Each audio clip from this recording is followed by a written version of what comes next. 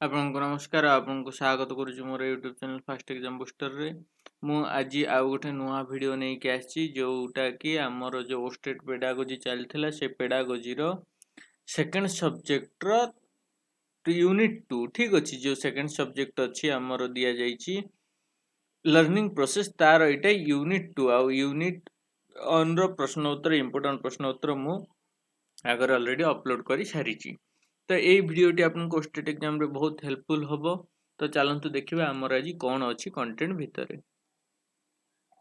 तो प्रथम प्रश्न होची which approach of learning is traditional. ठीक अछि कोटा गोटे ट्रेडिशनल अप्रोच ऑफ लर्निंग। तो ट्रेडिशनल अप्रोच ऑफ लर्निंग ता जोटा होची कि lecture method. Lecture method teaching माने होची देखंतु जोठी कि सार जहा भी बा टीचर जे अछंती सी जहा कहिबे सेटा हमें शुणिबु आउ एठी एक्टिव रोल कहार ना टीचर रो पैसिव रोल कहार स्टूडेंट रो। तो सेठी पई ए traditional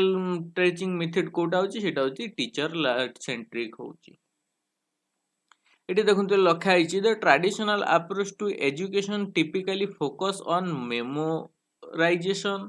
Teachers give a lecture, student takes notes and are tested on the information। कौन होची ना आ सेटा को टीचर पढौचंती आ पिला माने तार नोट्स करूचंती सुनुचंती मेमोराइज करूचंती सेटा होची गोटे ट्रेडिशनल मेथड। तो ट्रेडिशनल मेथड छाड़ी देले आउ गोटे टीचिंग मेथड अछि सेटा होची मॉडर्न टीचिंग मेथड जो थ्री की पिला माने एक्टिविटी द्वारा करि परिबे जोटा होची वेरी इफेक्टिव लर्निंग माने पिला माने निजे एक्टिविटी रु जोटा शिखंती सेटा कौन सेटा बहुत इफेक्टिव हुए सहजरे मन रही थाए। तो सेटा होची इफेक्टिव लर्निंग आउ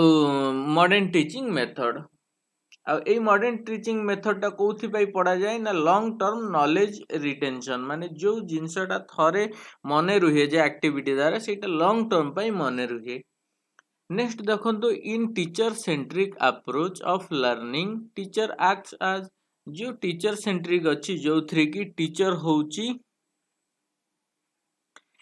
होउचंती कौन ना मुख्य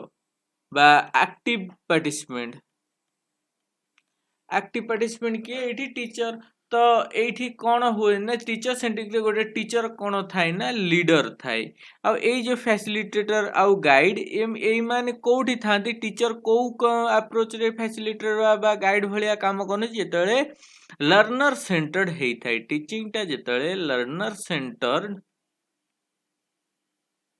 सेंटर हुए सेतळे टीचर फैसिलिटेटर गाइड भलिया काम करे। एठी लिखा आइछि in learner centric approach of learning teacher act as teacher learner centric teaching रे केमितिया माने पार्टिसिपेट करंती देखंतु फर्स्ट कथा लर्निंग सेंट्रिक हेछि माने लर्नर बा स्टूडेंट से माने कोन थांती ना एक्टिव पार्टिसिपेंट किए ना लर्नर बा स्टूडेंट। आउ जदि पैसिव देखिबा लर्नर सेंट्रिक रे पैसिव होउचंती किए ना टीचर पैसिव पार्टिसिपेंट होउचंती किए ना टीचर।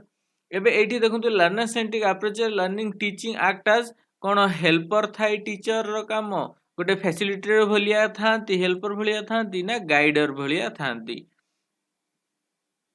लर्नर सेंट्रिक रे से एक्टिविटी द्वारा करिवे पिलान को कोनोसी एक्टिविटी देई देले पिला माने एक्टिविटी टा करिवे सेठी खाली गाइड करिवे फैसिलिटेटर भलिया रहिबे हेल्पर भलिया रहिबे सेठिबे ऑल ऑफ द अबव आर उत्तर। नेक्स्ट देखंतु which type of learning approach based on elasticity माने फ्लेक्सिबिलिटी बा इलास्टिसिटी को प्रकार टीचिंग अप्रोच रे अछि बोली की कहा जाउची। देखंतु फ्लेक्सिबिलिटी और इलास्टिसिटी थाए साधारणतः लर्नर सेंट्रिक टीचिंग रे कौन थाए ना इलास्टिसिटी थाए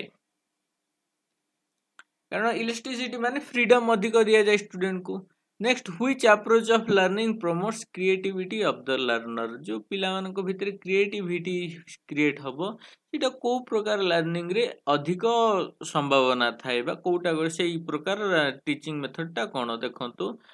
जेतले गोटे पिलाटे निजे एक्टिविटी करिवो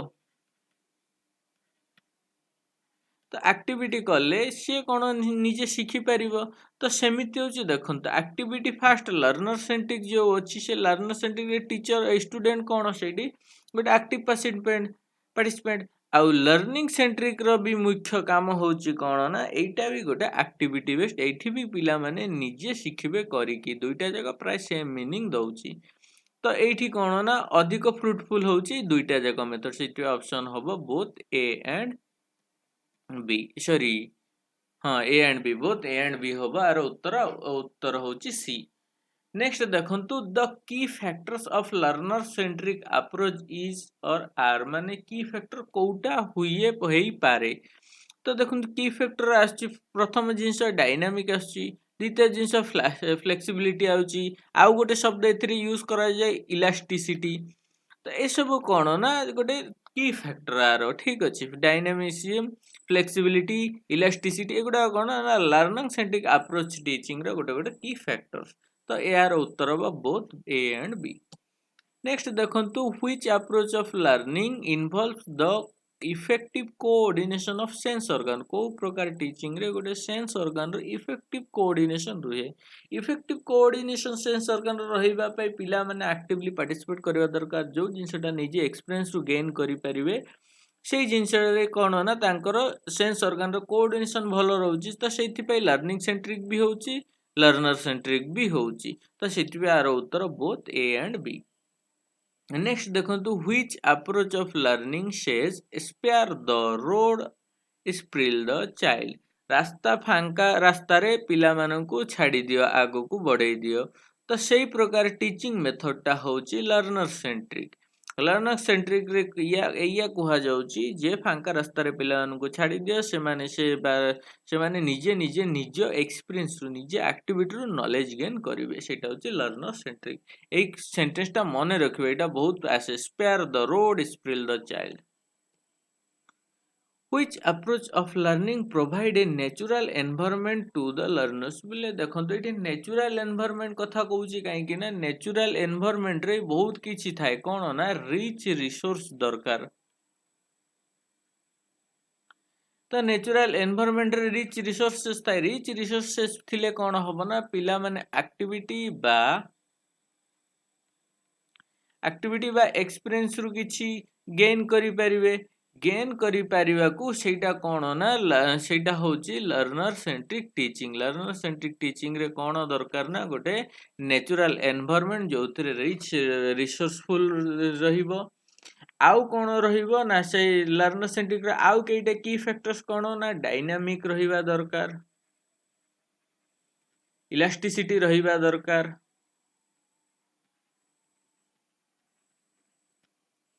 फ्लेक्सिबिलिटी रहिबा दरकार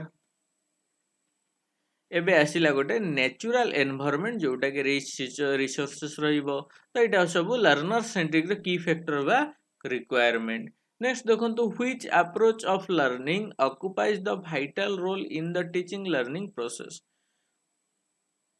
माने बहुत मुख्य रोल बा मुख्य भूमिका बा अधिक शिखि परिबो गोटे पिलाटे को प्रकार टीचिंग लर्निंग प्रोसेस रे कोन लर्निंग सेंट्रिक ना लर्नर सेंट्रिक एबे देखंतु दुईटा जाक होउची फ्रूटफुल बहुत किछि शिखि परिबो दुईटा जाक होउची एक्टिविटी बेस्ड तो सेति पे आरो उत्तर बोथ ए एंड बी ही हबो नेक्स्ट देखंतु which approach of learning emphasis on 3H coordination कोउची जे या भितरु को प्रकार टीचिंग लर्निंग प्रोसेस टा गोटे 3H कोऑर्डिनेशन रे द्वारा हेइथाय 3H कोऑर्डिनेशन कोन देखंतु 3H रे तीनटा H अछि तीनटा H प्रथमटा होउची हेड द्वितीयटा आछि हैंड तृतीयटा आछि हार्ट जेतले गोटे टीचिंग लर्निंग पाई हेड हैंड आ हार्ट रो तीनटा जाकर कोऑर्डिनेशन थाए समर्थन थाए तो सेतले सेई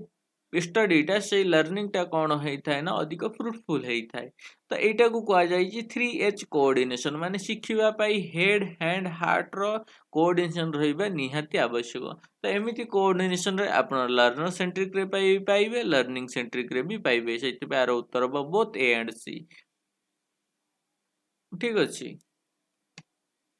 नेक्स्ट देखंतु 3H कोऑर्डिनेशन मींस कोऑर्डिनेशन एवं कोऑर्डिनेशन कहा कहा भितरे हैंड हेड हार्ट तो या भितरे होउची कोऑर्डिनेशन को कोन कहै जाय ना 3H कोऑर्डिनेशन नेक्स्ट देखंतु which of the following is very important in teaching learning process of teacher centric approach गोटे टीचर सेंट्रिक अप्रोच या भितर कोउटा बहुत अत्यंत बा नित्यंत आवश्यक देखो गोटे टीचर सेंट्रिक अप्रोच प्रथम हूँ से एक्टिव पार्टिसिपेंट किए एक्टिव पार्टिसिपेंट होउचंती टीचर तो टीचर नहेले विदाउट टीचर रे से टीचर सेंट्रिक अप्रोच फुलफिल हो पारिबो नै तो से आर मुख्य आवश्यक होउची इंपोर्टेंट होउची टीचर नेक्स्ट देखो which of the following is not a limitation of teacher centric approach of learning कोउटा गोटे teacher centric approach of learning रो लिमिटेशन होबा कोउटा गोटे टीचर सेंट्रिक अप्रोच रे जाए नहीं लर्नर्स रिमेन पैसिव माने जो लर्नर्स होची जे विद्यार्थी जे शिखुची से पैसिवली थाए हाँ टीचर सेंट्रिक रे लर्नर्स पैसिवली थाए तो एक्टिवली किए थाए टीचर थांती scope for learners to expose their talents कौन कहूची ना जे स्कोप थाए को कहार माने स्टूडेंट रो निजर टैलेंट को एक्सपोज करबा पई ना एईटा हो उत्तर हे नाही तो एईटा होची लिमिटेशन रे जीव तो ऑप्शन बी होची यार ठीक उत्तर नेक्स्ट देखंतु which of the following is not a characteristic of learner centre approach of learning या भी तो कोटा गोटे learner centre approach of learning रो कैरेक्टरिस्टिक नुहे देखंतु फ्लेक्सिबिलिटी एनवायरनमेंट फ्रीडम এই তিনটা যাক কোন না লর্নর সেন্টার এথিরে এতিকি ন মিললে গোটে লর্নর সেন্টার আপ্ରୋচ অফ লর্নিং ফ্রুটফুল হেই পারিব ନାହିଁ যদি হেই পারিব ନାହିଁ ତ ସେଥିରେ କୋଉ ଜିନିଷଟା ତାହେଲେ ଆର ଲିମିଟେସନ ରେ ଆସୁଛି বা নট ক্যারেক্ଟরিস্টিক ସେଇଟା ହେଉଛି ଦୃଢ଼ତା ଯଦି ଦୃଢ଼ତା ବା ରିଜିଡିଟି ରହିବ ଟିଚିଂ ଲର୍ନିଂ ପ୍ରୋସେସରେ ତାହେଲେ ଲର୍ନର ଫ୍ରିଲି କିଛି ବି ଶିଖିପାରିବ ନାହିଁ ତ ଅପସନ୍ ବି ହେବ ଏହାର ଠିକ୍ ଉତ୍ତର Next, which of the following is not an advantage of learner centered approach of learning? या भीतर कोउटा गोटे learner centered approach of learning रे गोटे advantages नुह देखते एबे कोउटा advantage हबनी जो थ्री की लर्नर माने लर्नर रो फैसिलिटी कम थिबो टीचर बा अलगा फैसिलिटी अधिक थबो एबे देखंतु की role of learner in learning तो जदि की रोल होची एई सेंटेंस रे कोन देखोची गोटे लर्नर रा सुविधा अधिक देखा जाउची ता माने एटा learner centric next learner learns in natural होय से नेचुरली शिखुची एटा भी सत कथा निज एक्सपीरियंस और एक्टिविटी द्वारा शिखुची limited scope for learners to utilize his own experience एटी कहूची ना लिमिटेड स्कोप दिया जीवो तो यहाँ गोटे लर्नर सेंट्रिक टीचिंग रो प्रोसेस न से आर उत्तर option C help coordination in learning से कोऑर्डिनेशन करी शिखबा एटा भी लर्नर सेंट्रिक तो आर उत्तर हम सी जोटा कि limitation learning centered approach lays emphasis on माने कोउथरे लर्निंग सेंटर अप्रोचटा अधिक निर्भर करे कौन लर्निंग बाय डूइंग ना लर्निंग बाय लिसनिंग ना लर्निंग बाय रोट मेमोराइजिंग ना लर्निंग बाय डेमोन्स्ट्रेशन एबे देखंतु एठी अछि लिसनिंग शुणी की मने रखिबा शिखिबा सेटा होछि टीचर्स मेथड बा टीचर सेंटर अप्रोच सेटा तो सेटा एटा हबनी केबे भी लर्नर सेंटर बा लर्निंग रे फ्रूटफुल इफर्ट बोली की आउ गोटे अच्छी रोट मेमोराइजेशन घोषा एटा भी केवल लर्नर सेंटर्ड नुह कारण घोषा लर्नर सेंटर टीचिंग नुहे एक्सपीरियंस एक्टिविटी करबा होची लर्नर सेंटर्ड नेक्स्ट होची लर्निंग बाय डेमोन्स्ट्रेशन जदि टीचर गोटे जिनिस डेमोन्स्ट्रेशन करके देखै दउचे सेथुरु तमे शिखुचे सेटा होची तमरो स्टूडेंट गोटे पैसिव पार्टिसिपेशन तो सेथिबे आरो उत्तर बा लर्निंग बाय डूइंग माने लर्निंग सेंटर अप्रोच माने ही माने रखिबे लर्निंग बाय डूइंग माने शिखिकी करिकी किछि शिखिबो next which of the following is the end product of activity activity रा एंड प्रोडक्ट कोन एबे देखंतु एठी चारटा ऑप्शन देखा जाईची जे कोनसी एक्टिविटी कले कोन होबो नॉलेज पाइबो ठीक अछि एक्सपीरियंस भी पाइबो ठीक अछि एजुकेशन भी पाइबो एटा भी ठीक अछि परसेप्शन परसेप्शन कोन गोटे जिंसो देखि कि शिखिबो ताले एक्टिविटी रे एटा जाऊ नाही एक्टिविटी गोटे जिंसो देखिबा माने कोनसी प्रकार तुम एक्टिविटी करूनो किंतु गोटे जिनस एजुकेशन जो शिखिच एक्टिविटी कले एजुकेशन जो पाउच किंतु विदाउट एक्टिविटी रे तुम एजुकेशन पाई परिबो ना नाही देखो आज जाए हम ओडिशा बा इंडिया रे जो चलची टीचर माने पढ़ांती पिला माने सुनंती तो से एजुकेशन पाउची तो पढ़े टीचर पढ़ेबे एक्टिविटी टीचर रो पिला मानकर कोनोसी एक्टिविटी नै पासिबली सुनुची तो एक्टिविटी छडा भी एजुकेशन हेई परची ताले ए ऑप्शन टा भी काटी जाउची तो नॉलेज भी विदाउट एक्टिविटी रे पाई होउची किछि जगह रे कारण आमर जेते भी क्लासरूम टीचिंग जोटा एबे भी चलीची वर्तमान ସାର୍ ୱିଦାଉଟ୍ କୌଣସି ଟିଚିଂ ଲର୍ଣ୍ଣିଂ TLM ଛଡ଼ା ଯେଉଁ ପଢ଼େଇ ଦେଉଛନ୍ତି ସେଥିରେ କ'ଣ ହେଉଛି ନଲେଜ ହିଁ ଆସୁଛି କିନ୍ତୁ ଆକ୍ଟିଭିଟି ସେଠି କିଛି ହେଉନି। କିନ୍ତୁ ଗୋଟେ ଆକ୍ଟିଭିଟିଟେ ହେଲେ ପିଲା କ'ଣ ହେବ ନା ସେ ଯେଉଁ TLMର ବା ଯେଉଁ ଜିନିଷ ନେଇକି ଆକ୍ଟିଭିଟିଟା ହେଇଛି ତାର କିଛି ଏକ୍ସପିରିଏନ୍ସ ପାଇବ। ତ ଏଇଟା ହିଁ ହେବ ଆର ଠିକ୍ ଉତ୍ତର ଯେ ଏଣ୍ଡ ପ୍ରଡକ୍ଟ ଅଫ୍ ଆକ୍ଟିଭିଟି। ତ ଆଜି ମୋ ଭିଡ଼ିଓରେ ଏତିକି ଥିଲା। ଯଦି ମୋ ଭିଡ଼ିଓ ଆପଣଙ୍କୁ ଭଲ ଲାଗିଥାଏ ପ୍ଲିଜ୍ ଲାଇକ୍ କରନ୍ତୁ, ସେୟାର କରନ୍ତୁ, ସବସ୍କ୍ରାଇବ୍ କରନ୍ତୁ। Thanks for watching.